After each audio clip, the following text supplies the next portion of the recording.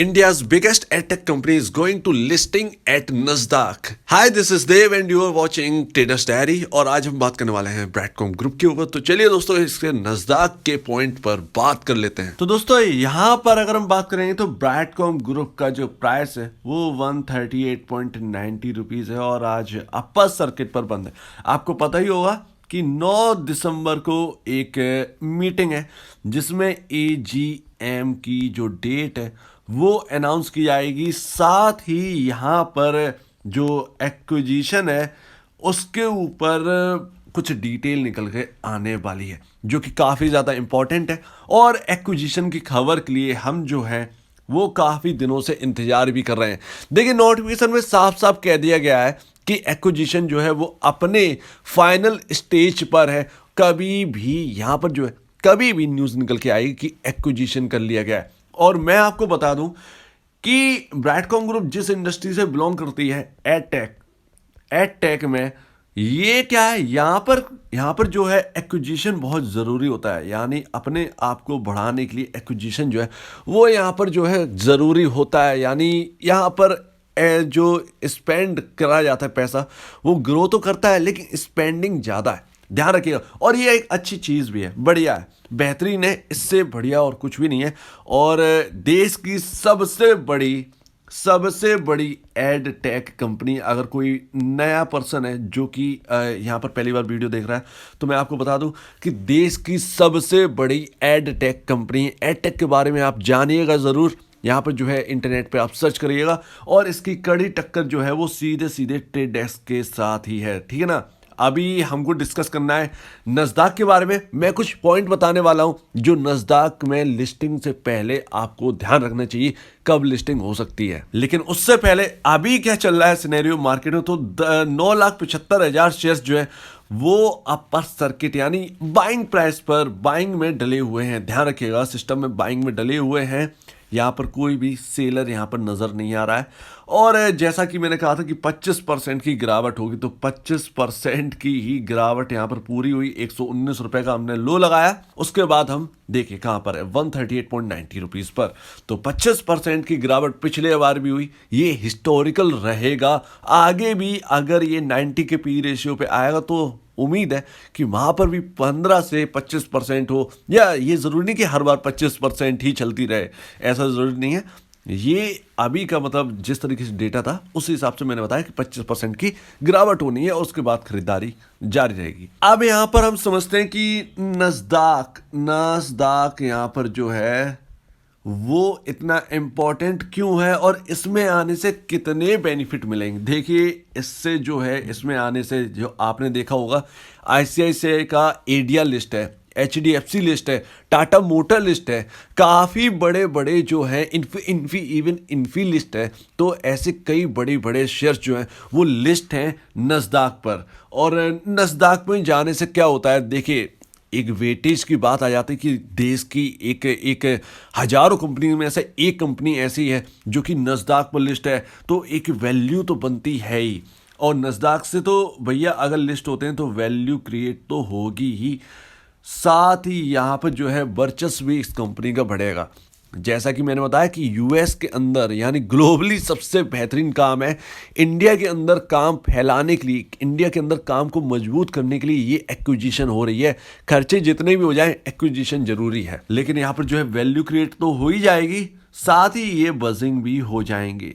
तो नस्दाक में जाने वाला क्योंकि लोग यहाँ पर जो है ये समझेंगे और आपको समझना चाहिए कि ऐसी कोई कंपनी है जो कि नस्दाक में लिस्ट है, जो कि एक रीजनेबल प्राइस पर मिल रही है। 138 का प्राइस है इस कंपनी का और ये देश की सबसे बड़ी कंपनी है।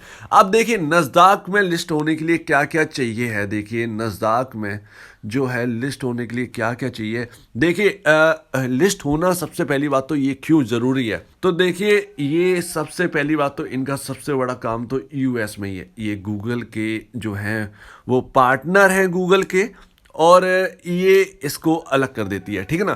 तो इसलिए जो है जब US के अंदर इतना बड़ा फैलाव है इनके काम का, इनका बिजनेस जो है वो टॉप लेवल का है, ग्लोबली टॉप लेवल पर आते हैं, तो भैया ज़रूरी है कि जहाँ का बिजनेस है सबसे ज़्यादा इम्पोर्टेंट, जहाँ पर ये अच्छा कर रहे हैं वहाँ पर लिस्ट हो, तो ये अमेरिका में लिस्टिंग इनकी होना बहुत ज़रूरी है ताकि उस देश के इन्वेस्टर्स को भी बेनिफिट मिले, और यहाँ पर जो हम इंडियन इन्वेस्टर्स हैं उनको तो डबल बेनिफिट यहाँ पर मिलने वाला है। एक एक चीज़ की खबर, फिर ये कहना मुश्किल हो जाएगा कि भैया ये 1,000 रुपये पर जाएगा या 2,000 रुपये पर जाएगा। देखिए ये कहना थोड़ा सा टफ हो जाएगा, क्योंकि देखिए ये तो भविष्य ही बताएगा कि कितना हम जो हैं जो आगे बढ़ने वाले, यानी जिस तरीके से कंपनी के रिजल्ट आएंगे, हो सकता है कि ये ट्रेडेक्स को टक्कर दे जाए, हो सकता है कि मार्केट कैप में ये बराबर पहुंच जाए, हो सकता है कि इंडिया से ज़्यादा वैल्यू अमेरिका में मिले और अमेरिका में वैल्यू मिलते देख इंडिया में वैल्यू बढ़े। तो ये सारे पॉइंट्स जो हैं वो बहुत ही इम्पोर्टेंट है।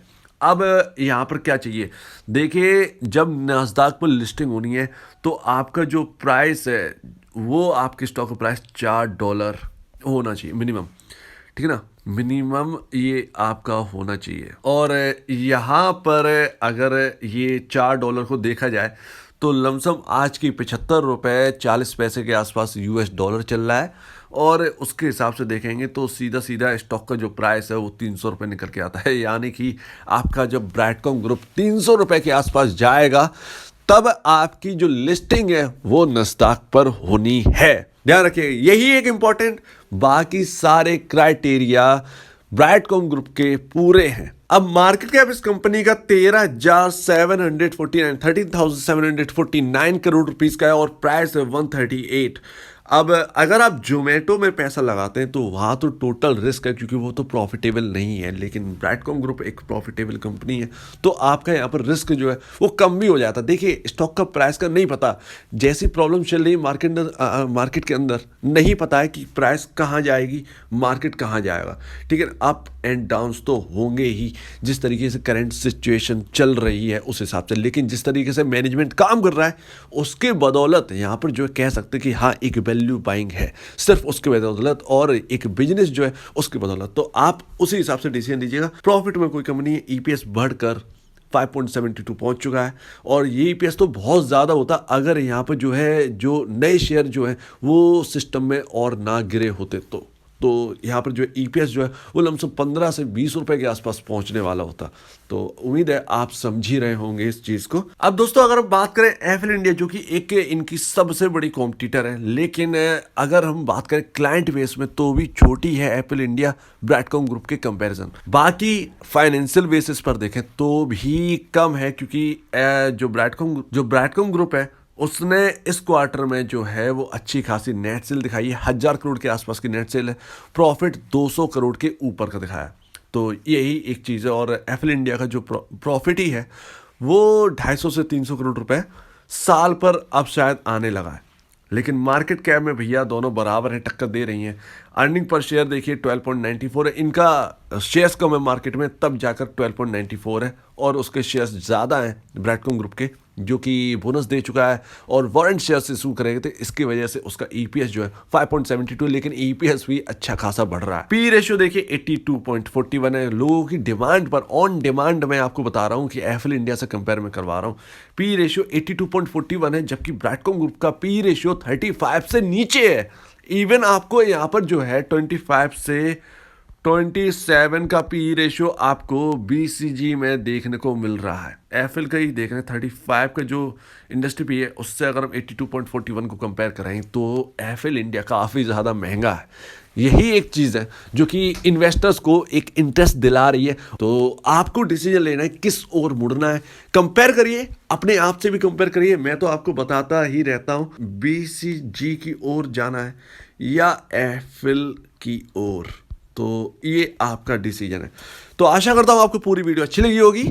यहां पर मैंने नास्डाक के बारे में बता दिया है, सिर्फ और सिर्फ एक प्राइस है, बाकी सारा क्राइटेरिया इनका पूरा है, सब तैयारी है। हो सकता है कि कंपनी अनाउंस कर दे आगे चलकर, ठीक है ना, लेकिन यहाँ नास्डाक में लिस्टिंग होना जरूरी है, क्योंकि वहाँ जब वहाँ से कमा के आ रहे हैं तो वहाँ के इन्वेस्टर को भी कहीं ना कहीं बेनिफिट तो देना ही होगा। तो आशा करता हूँ आपको पूरी वीडियो समझ में आ गई होगी। अगर आपको कोई भी प्रॉब्लम है, कुछ पूछना है, कुछ बताना है, कुछ कहना है, तो प्लीज़ कमेंट सेक्शन में कहिएगा। और आप दीजिए मुझे इजाज़त। वीडियो देखने के लिए बहुत बहुत धन्यवाद दोस्तों।